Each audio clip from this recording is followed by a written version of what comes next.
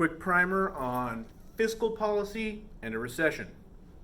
So, we have a recession. Output is below potential. That means we have cyclical unemployment. People are hurting.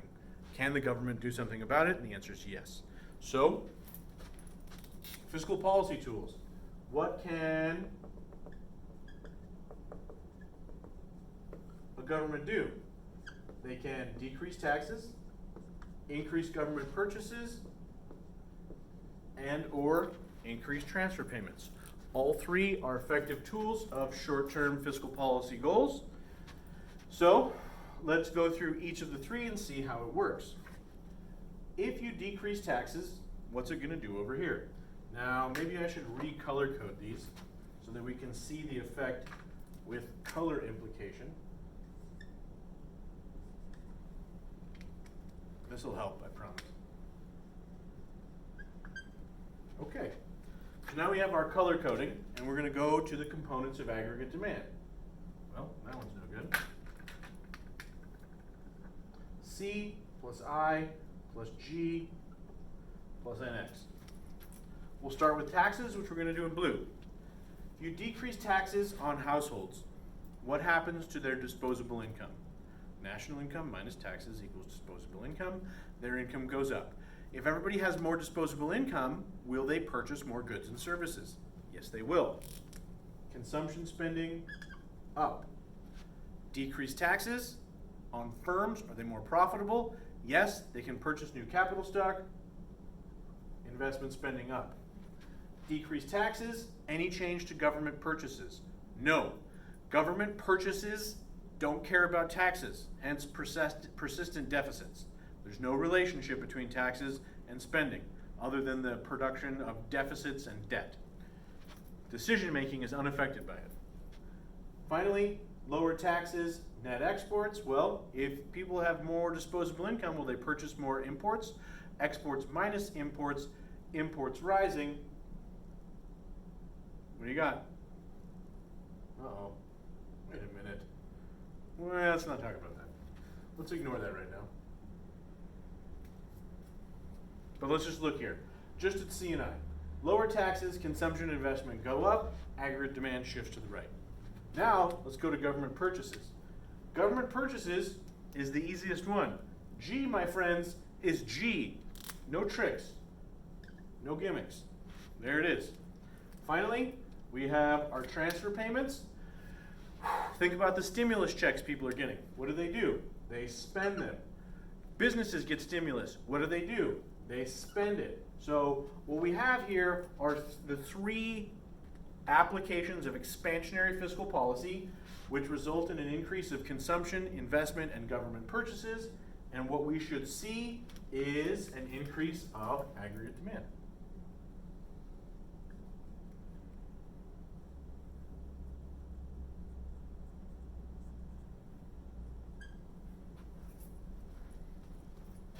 Straightforward? Fair enough? Yes. But there's a catch. In the long run, fiscal policy undermines itself. And that's because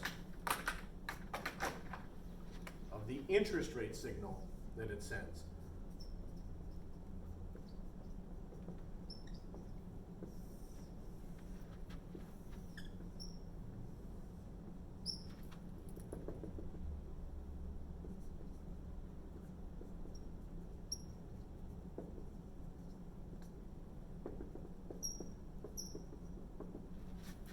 So we have our loanable funds market.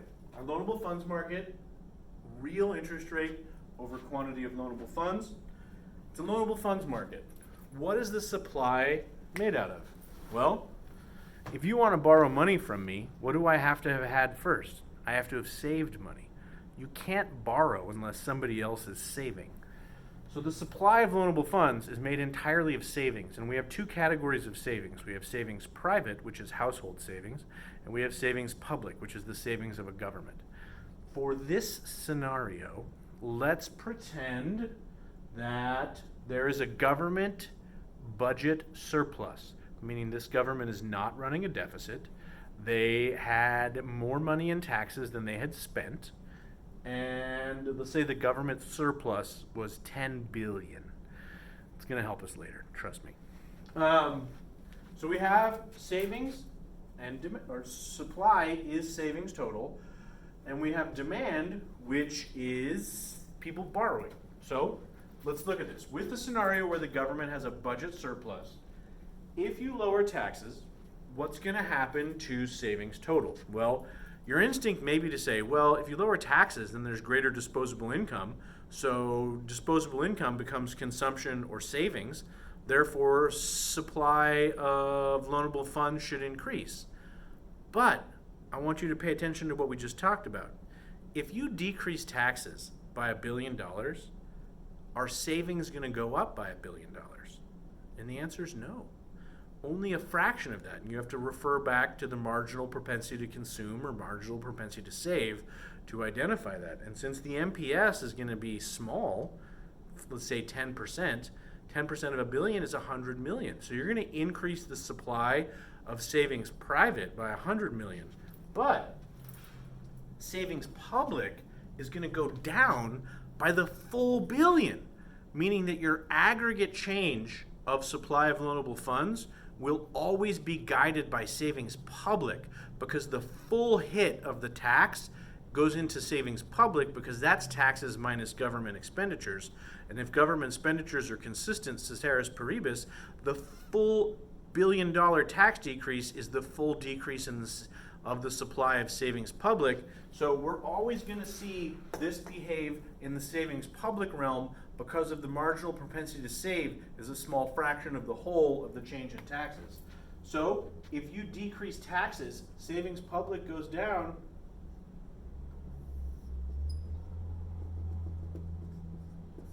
The real interest rate is going to rise. Well, the same is true with an increase of government purchases. Ceteris paribus, if you leave taxes constant and you just increase government spending, same thing's going to happen. Savings public's going to go down. You're going to have a decrease in the supply of loanable funds. And finally, transfer payments. Transfer payments are the other half of government expenditure. Purchases and transfer payments. It's going to decrease the supply of loanable funds as savings public decreases. So what we have are the three expansionary fiscal policy tools that we identified: decrease in taxes, increase in government purchases, increase in transfer payments, will all have an increased real interest rate effect in the long run, which will have an undermining effect, and I'm going to put in orange. In the long run, you're going to see that.